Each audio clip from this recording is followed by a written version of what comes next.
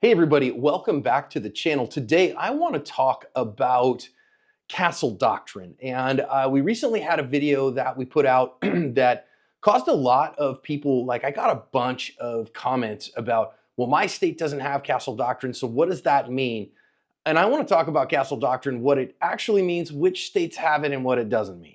Mr. Target is the sponsor of today's video. If you're looking for excellently engineered steel targets that will withstand thousands and thousands of pistol, rifle, or shotgun rounds, Mr. Target is my go-to resource. They've got self-sealing rubber targets too, and you can see us use them all the time on the Active Self-Protection Extra YouTube channel. Hit the link in the description to check Mr. Target out, and be sure to thank them for sponsoring today's video. Again, if you are a visitor to the channel, I am John Correa, and I am a court-admitted use of force, self-defense, and firearms expert. I teach on our big channel, Active Self-Protection, every single day, and in our family of apps, please come to the ASP Unlimited app. We have dozens of full-length free classes, including legal use of force classes, to help you to understand these things better. Recently had a video where we talked about defense in the home, and there was a bunch of comments like, I said all 50 states have some form of castle doctrine, and people, man, I got comments. No, my state doesn't, John. Let me just say this up front. Every state in the union has some form of castle doctrine. There is not a state in these United States that imposes a duty to retreat in the home. And before you get angry at me about it, I want you to open a web browser, and I just want you to search in your web browser your state name, castle doctrine, and it'll come right up, and you'll be able to see, yes, indeed, we have castle doctrine in my state. Now, some states do things one way and some states another, and we'll talk about the differences here and where the limitations of that are. But yes, your state has a version of the castle doctrine, and the states that I hear about, well, California doesn't, you have to retreat. No, hogwash. California is actually a stand your ground state. California has stand your ground laws, which is more than castle doctrine. It's basically, you don't have a duty to retreat anywhere, not just in your home.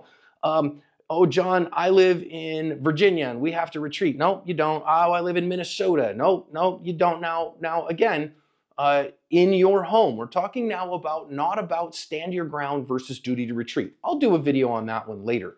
But right now we're talking about castle doctrine in particular, okay?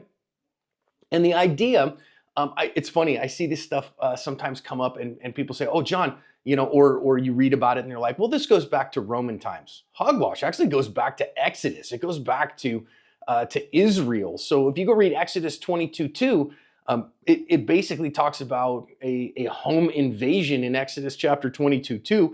And if someone is struck so that he dies in the commission of a home invasion, there's no blood guiltiness. That's right after you shall not murder, right? Like, so Exodus 20, the 10 commandments, you shall not murder. Exodus 22, if a thief is struck while he is breaking in such that he dies, there's no blood guilt on his account. But if the sun rises on him, in other words, he's gotten away, and you go chase him down later, then there's blood guilt if you kill him. So that idea of a castle, a man's home being his castle, a woman's home being her castle, and therefore they don't have to retreat from that, is ensconced from at least there. Certainly we see it in the Roman codes as well. And honestly, when you actually think about castle doctrine is the logical extension of duty to retreat.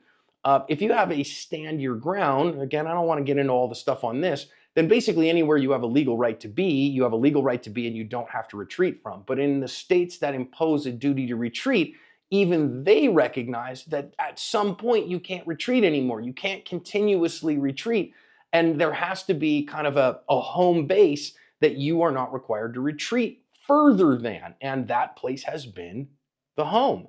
If you are in your home, then you are in the farthest place of retreat. You have retreated from society. There is no further you may go or you must go in order to go from there. So again, I'm not going to get into all that today, but put the glasses on so I can read it.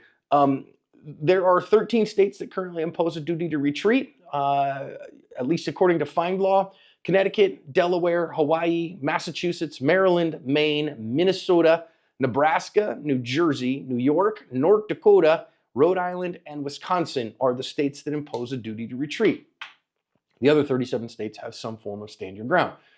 But all 50 of them understand that you cannot be required to retreat from your home. Now, let's be very cautious though. What does a castle doctrine allow and what does it not? So, a couple things. First thing that I want to talk about here is the extent of your castle. All right. So, here's where we have some differences among the states. And you need to know in your state and in your jurisdiction how far does this extend? Again, if you live in a stand your ground state, it extends to everywhere you have a legal right to be. Simple as that. Okay. If you live in one of the 13 duty to retreat states, then those states have some differences as to what's included in your castle. Some places, there's right outside your home, there's this thing called curtilage. Okay. And the curtilage is kind of not an open field. Your front lawn is an open field for government purposes. And like, for instance, police can surveil that or see what's there without a warrant. So they could stand on the sidewalk and in plain view see there's something there. Then they don't need a warrant in order to see that thing. But depending, now there's some other laws here. I'm not going to get into all of this stuff.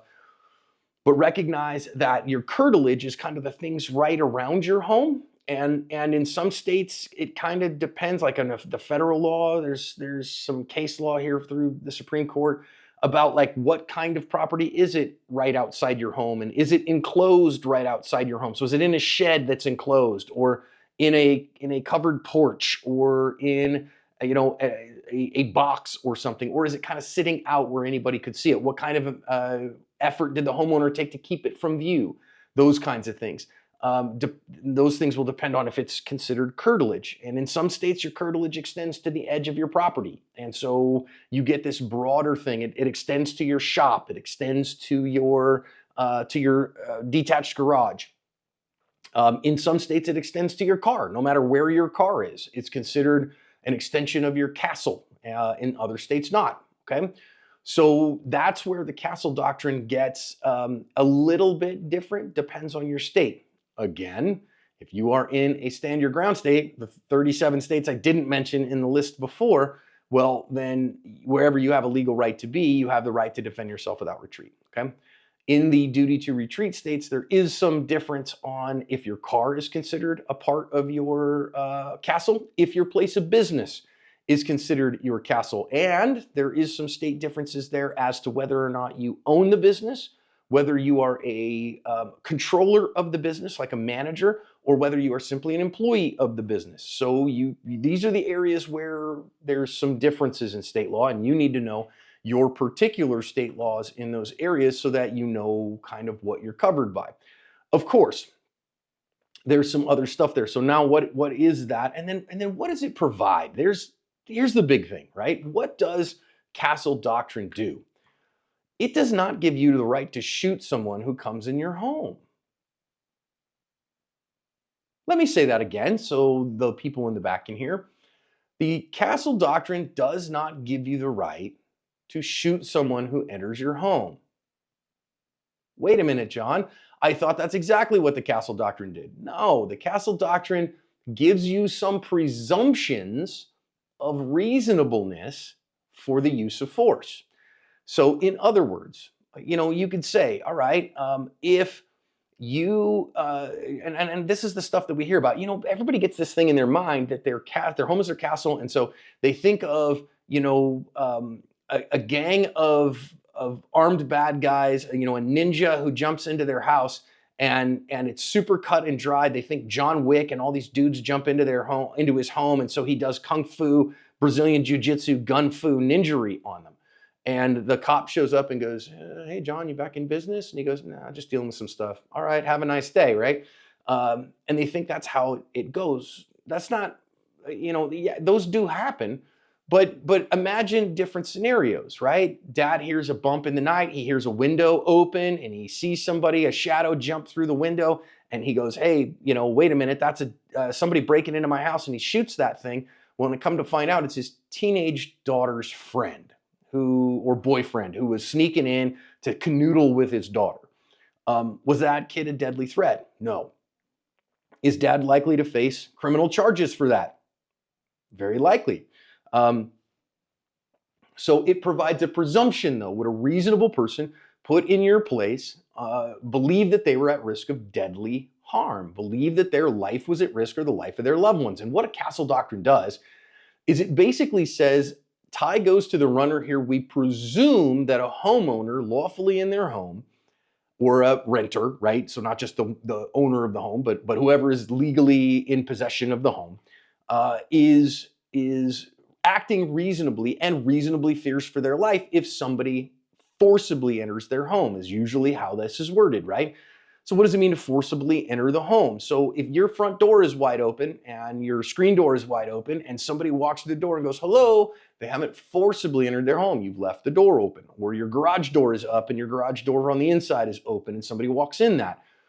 That's not a forcible entry. They could be trespassing, but they're not invading at that point. But if they open the door, right? The door is there and they turn the handle and open the door, that's a very low level of force. Of course, if they kick the door in, then they forcibly entered your home. So if they forcibly entered your home, then you get a presumption that a reasonable person would believe in that case that their life was at risk. Here's the thing with a presumption. It can be rebutted. So a prosecutor can say, but you should not have felt that way. A reasonable, normal, ordinary, typical person in your shoes and in this circumstance would not have felt their life was at risk. And so what you did was unreasonable. The force you used was disproportionate. And of course, the things that we say, the absurd ones, right? I like to give some absurd examples just so people understand what we're talking about here. If a pushy Girl Scout knocks on your door, you don't answer the door because you see her on your Ring doorbell and you go, I'm not answering that, it's a Girl Scout. And she instead turns the door handle and opens the door. She's just forcibly entered your home, okay? So she is breaking and entering. She has forcibly entered your home and said, hey, you need to buy some Thin Mints, and which of course you should because they're delicious. But she does that. Oh my God, she forcibly entered my home, and I show up with the shotgun and I put her around a double-aught buck into that Girl Scout. Well, I was in my castle. I don't have any need to retreat. I can defend my castle. She forcibly broke into my castle. Therefore, she is an intruder, and I feared for my life. Did you really? Those are the kinds of facts that can get you in trouble, nevertheless. So it can be rebutted by a prosecutor. Now that said, it's a pretty high standard, right? So it's nighttime, it's dark, you're acting in very quick issues. So hey, wait a minute. All of a sudden, I heard somebody banging on my door really loud at 3 o'clock in the morning. And I was like, oh my God, what's going on here? And somebody's kicking in my front door. And the next thing I know, I hear the door bash in. And so I grab my gun and I come to the front and I see this, the light's been turned on because of the motion sensors. And I see this guy standing there who has just kicked in my front door, who I don't know. And he just kicked my front door in. And so I absolutely was afraid, God, why would he kick my door in at 3 o'clock in the morning? Because he wanted to hurt me and my family. I felt like my life was at risk and I shot that guy. Yeah, that's not going to be overcome because, again, you have the presumption of reasonableness there. And the prosecutor has to overcome that to even get to a trial, okay? So that's what it's designed for. You don't have a duty to retreat. But it doesn't give you this broad latitude. You might say, well, I'm on my property. I can do anything I want on my property. That's not true. You still have to act in reasonable ways on your property, okay? So you still have to act in ways that are lawful, legal, decent ways according to the standard of the law. You can't just do anything you want. You can say, well, it's my property. I do anything I want. Well, you can't cook meth on your property.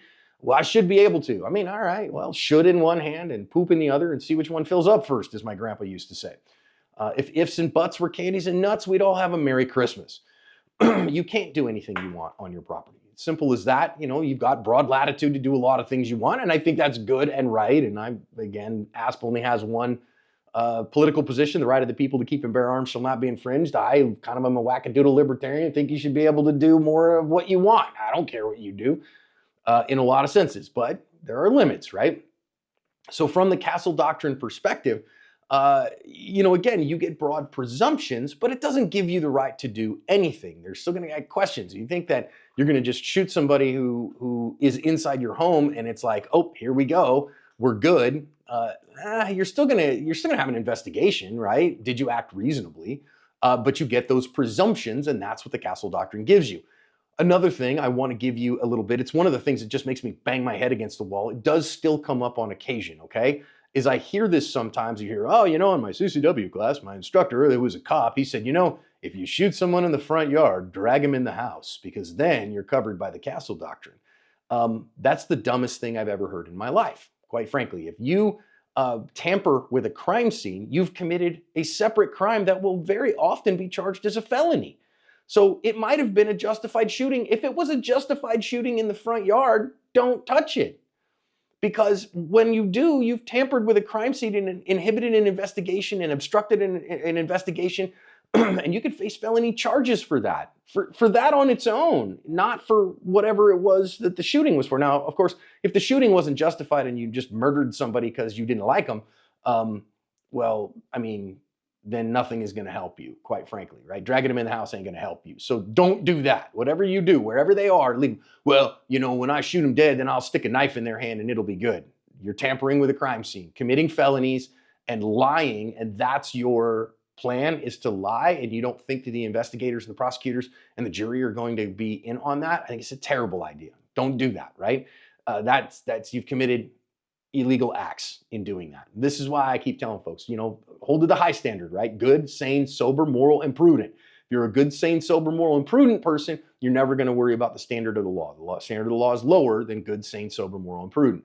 But good, sane, sober, moral, and prudent will always cover you under the standard of the law. So be that. Castle Doctrine is great, right? I think it is in all 50 states. It should be in all 50 states. And in fact, I think the 13 states that still impose a duty to retreat should stop. We will talk about that later. I don't think the difference is as big as most people think it is. But in your home, you don't have a duty to retreat. You are in the furthest area of retreat, but it doesn't give you carte blanche to do anything that you want. You still have to act in reasonable ways.